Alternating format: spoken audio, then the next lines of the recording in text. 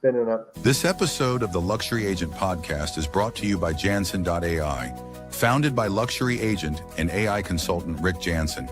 Janson.ai equips business owners with AI-powered tools, virtual assistants trained to work smarter, and practical upskilling, all designed to simplify operations, reduce costs, and accelerate growth. But the real goal, to give you your time back, so you can build a business that supports your life, not one that runs it. Stop missing your kids' events. Actually relax on vacation.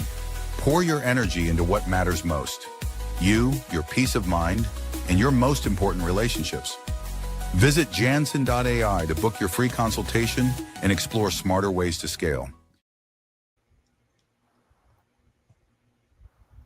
Well, good morning, good afternoon, good evening. A couple little technical difficulties kicking us off on the Luxury Agent Podcast. First of all, I'm Red. Second of all, the thumbnail didn't work. But if you can see past our imperfections, because we're all imperfect people, I am here today with a special guest for you today, Joan DiGiovanna from Santa Fe, New Mexico. Joan, thank you for being here. Good morning, Rick. I've brought my boots and my bold opinions with me. Outstanding, outstanding. So for people who don't know you as well as I do, can you give us like a little humble brag for 30 seconds? Tell us why people should pay attention for the next 15 minutes. Oh, people should pay attention for the next 15 minutes because I'm very much like a phoenix. I have risen from the ashes quite a few times, and this last one was during my 8-year real estate career. Fantastic. Well, tell us a little bit about that. Let us get to know you. Sure. Well, Reader's Digest version. I've been in real estate for 9 years. My office is Keller Williams. When I started, I was over $100,000 in debt. I got my license at 57 years old.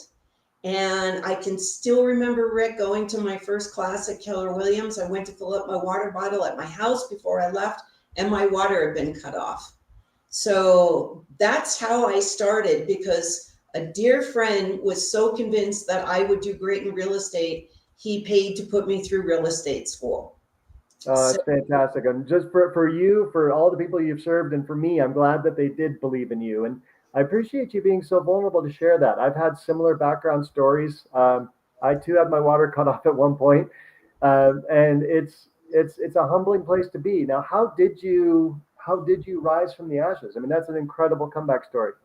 Well, it took a lot of time because in addition to having some financial challenges, big financial challenges, I was also dealing with a brain tumor. Oh, wow. And I was struggling with it. And kind of an interesting quick story is I was told by my coach at the time that I absolutely had to go to Keller Williams family reunion.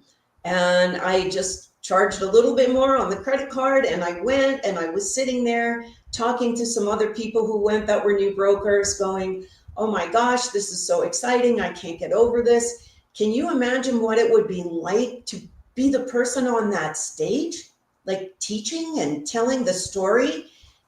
Honest to Pete, they both turned around and looked at me and said, Joan, are you kidding me? And I was like, no, wouldn't it be amazing? They're like, it's just a matter of time. You're going to be on that stage. And 9 years later, this year in February, I was asked to speak at family reunion on international real estate. So that was a real full circle moment for me.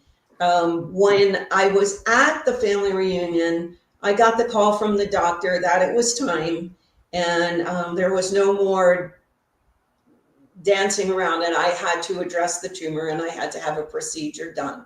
So I battled the debt, and I battled the brain tumor, and I was fortunate enough to be surrounded by friends and family and total strangers that were now my business colleagues. And they all helped me literally rise from the ashes and start again. And that's basically what I overcome to become the broker that I am today. And I'm very proud of the fact that I, in 9 years, am completely debt free, obviously, but I've also built a very nice real estate portfolio and get to do all kinds of incredible things, like seeing you at the Realm conferences. Wow, that is an incredible story, Joan. Thank you so much for sharing that. It Thank takes a you. lot of courage to share that, again, we're imperfect people, right? And we have our struggles, we have our everybody goes through life's ups and downs, but not everybody shares the downs, especially on social media these days when all you see is the highlight reel of everybody's life. Now, I go ahead. I agree with that, Rick. And to be perfectly frank, it wasn't until 2 years ago that I realized, through the help of my youngest daughter, who is a life coach. I never wanted to talk about it. I never wanted people to know. People I was working with had no idea what I was struggling with. And she made me realize that it was a really missed opportunity, for me to contribute and help other people with their challenges by telling my story. So I can still count on one hand how many times I've shared the story, but I'm getting better at being comfortable and being vulnerable to do it. Oh, you're great. You're great at it. And so let's start. Usually, I start with like what makes you different for the home buyer or seller, and then I go to the agent. But since we're kind of talking as an agent, let's flip the script and let's go agent first. Sure. The 100,000 in debt, the water turned off. That story relates to so many agents, and here you are now, a luxury agent in Santa Fe, top of your game. What's that story of hope for a new agent? Like, what, apart from attending Keller Williams conferences and whatnot, how does someone actually break into luxury? I mean, that's usually what an agent's goal is if they're ambitious. There's a lot of ways to break into luxury. The way that I did it was I was fortunate enough to be in an area where there was a luxury group. And after their monthly meeting, they would allow non-luxury people to come and just have a little social hour. So I figured out pretty quickly that I could actually sneak in when they weren't looking, stand somewhere where they couldn't see me, and eavesdrop. And I learned a lot that way. And then, you know what the easiest thing is, Rick, to learn how to do luxury? Spend $5, take luxury brokers out for a cup of coffee. People love to share. You'd be surprised. People are so intimidated by luxury brokers. No reason to be. Find the ones that resonate with you and then take the time, pick their brain, but do yourself a favor. Come from contribution. Learn about the person before you meet with them and find something that you can contribute back to them for taking the time to meet with you. And And beyond the free cup of coffee, what could someone offer to come from a place of contribution? They might think, "Wow, I've been an agent for a year or 2 years, and I'm struggling, and I feel like I have nothing to offer the world. What could I possibly give Joan, right? That to take her to Starbucks, that she would want to spend time with me, because a luxury agent's time is very valuable, right? Like we talk about this a lot. At a million GCI, that's $500 an hour. So to right. ask you for $500 in exchange for $5, that might be intimidating. So how does an agent get past that? Sure, that's a great question. The way I would get past that if I were you, is I would, let's take you for instance. I'd say, Rick, you are a very busy person. I noticed on social media you have this AI business. You're a top producing realtor. How can I help? How can I be of contribution to you? What can I do for you? Do you have open houses that you need taken care of? Would you like for me to show you how I can best serve you doing your open house? Oh, heck, I'm happy to go run and get you a cup of coffee, whatever you need. I'm happy to help. I would consider it an honor to show up whenever you need help and be like a personal intern for you, whatever you need.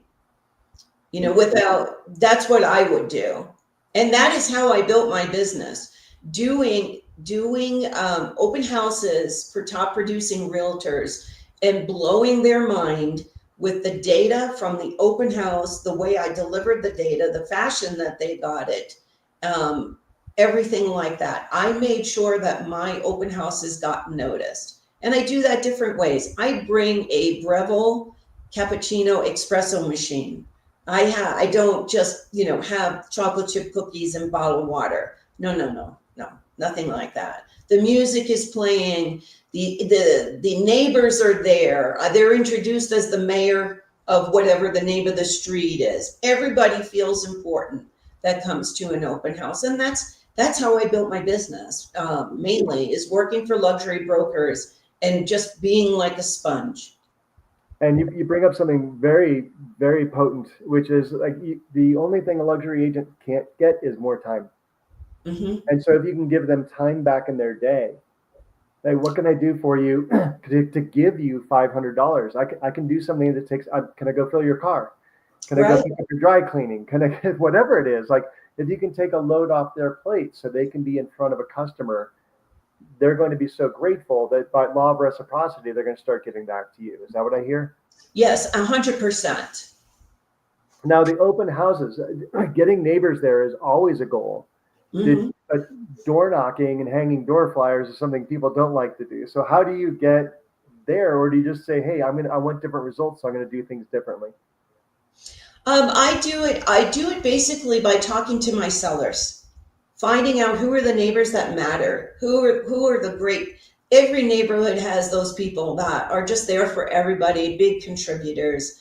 I have a listing coming on the market, a big luxury listing coming on the market in Santa Fe this Friday. So my staff put together little gift bags with all local Santa Fe tea, Santa Fe chocolate, all kinds of fun stuff in a gift bag. And then I'm going to go and meet the neighbors that they specifically said would be open to it and invite them to the open house, and just, basics, back to basics. You'd And be that's and surprised. again, you're coming from contribution. You're going above and beyond. You're not just putting a door hanger, which is asking for No, something. You're no, coming with a gift, which is giving something. right, And odds are, a lot of those people do have somebody that they want to be their neighbor. They have friends that have visited for a party and they said, "Wow, let me know if anything comes up in your neighborhood," because they're bragging at the party. They're bragging about their neighborhood. right, Now the right, friend is jealous. The friend wants to move in. Do you find that happens a 100%. bunch? Yes. And then what I also try to do is, for instance, I use products that are produced by my clients so that I can talk to people about that. The Santa Fe teas that I use are from one of my clients. The chocolate is another one of my clients. So I put together things that are client related.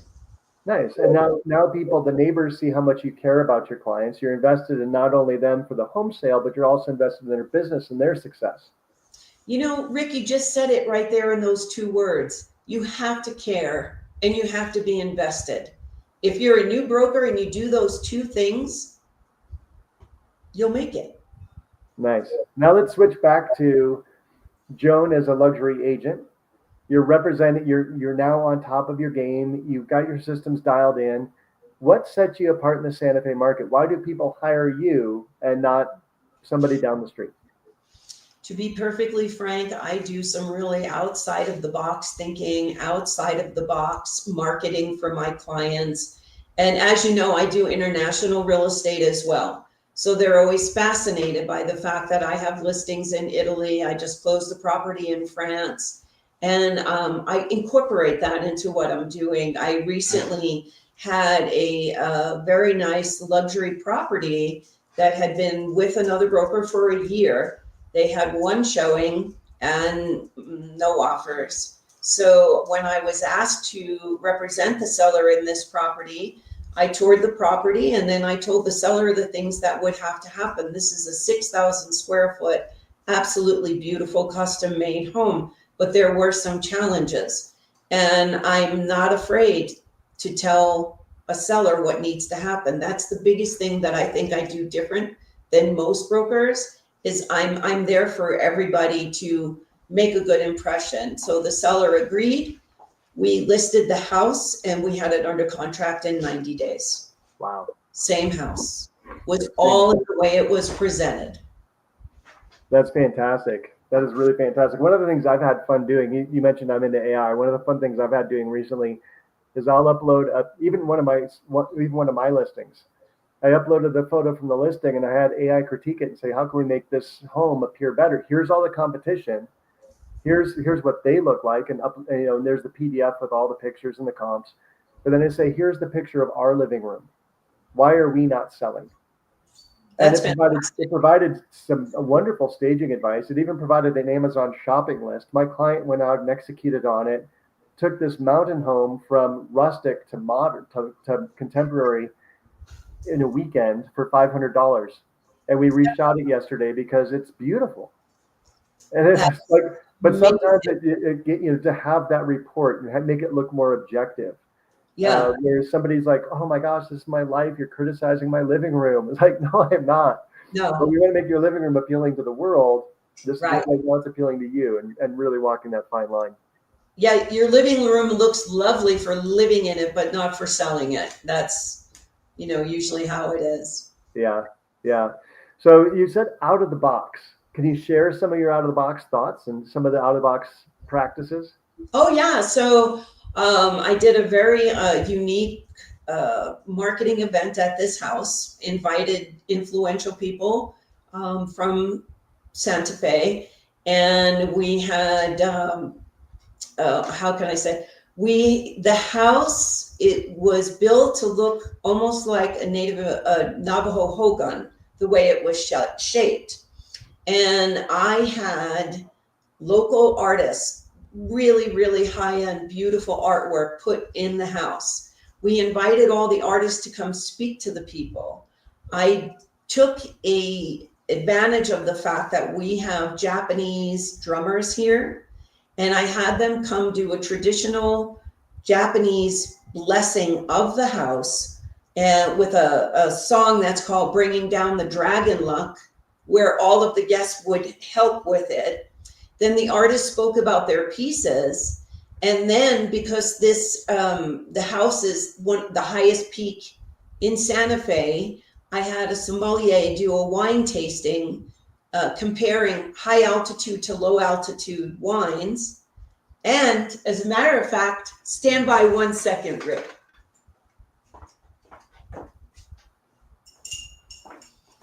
We did these very unique invitations.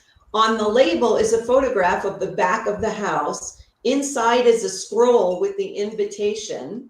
The person's name is on here, and it's in a wine bottle. These were hand delivered to all of the people that came to the event. Wow. It was absolutely, it's still talked about to this day. I'm sure it is. That is out of the box. That is Yeah. out of the box. The struggling agent might think, "Holy cow, that cost more than I made in the past 2 months to throw that event." But the luxury home seller is going to say, "Joan, you're really invested in my success. You really are. You want this home to be seen differently. You want it to attract the right buyers. And the nice thing for you too is it's also marketing you as a connector in the neighborhood, as someone who does think differently, who goes above and beyond. That's a full on production."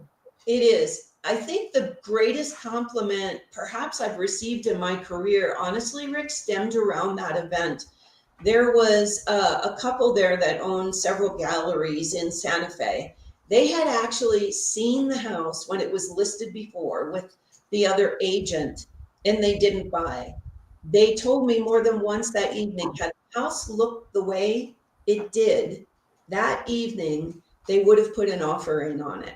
Huh. So, it's all in the way that you present things. And another fun fact is, stay in touch with your clients.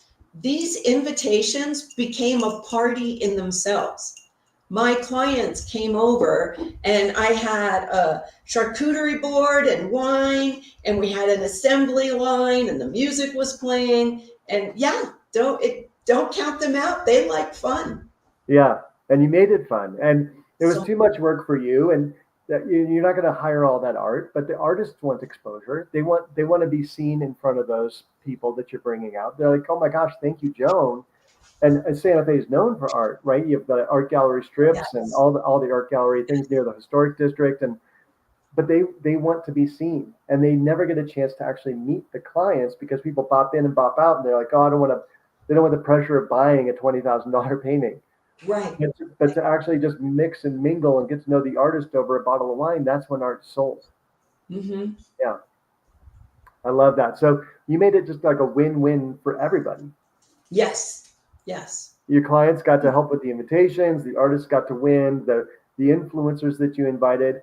how did you find them, or how did you reach out to them? Obviously, with the really special bottles of wine. Yes. You didn't make it about the house. You probably made it about the evening at the house. It was completely about the evening. There was never any, we gave tours of the house because it's an incredibly unique house with a observatory on the roof. We talked about that, but we never discussed the fact that the house was for sale. That said, it didn't need to be said. Yeah. It speaks for itself. So that was never brought up. Nobody felt like they were at one of those free weekends in Vegas, just sit through 4 hours of conversation, type of thing. So yeah, that's how you do luxury. You use your clients. I invited my clients, as well as very influential people in town, gallery owners and whatnot, musicians. Everybody was invited, and it just, one thing led to another. And the point on that is, you're not necessarily saying, okay, I know all the people I'm inviting want to buy this house, but all the people you're inviting have networks of people that might. Oh yeah. Yeah. I mean, at the event itself, Rick, I probably knew 40% of the people there.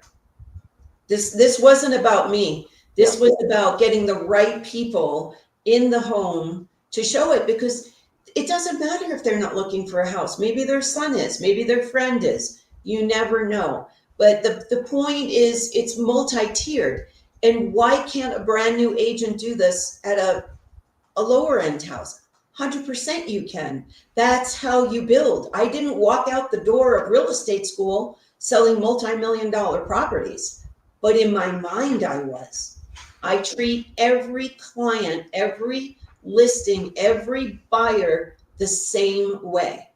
And I don't only do luxury. Yes, I do have a team, and yes, they do help me, but I could care less if your house is 3 million or 500,000.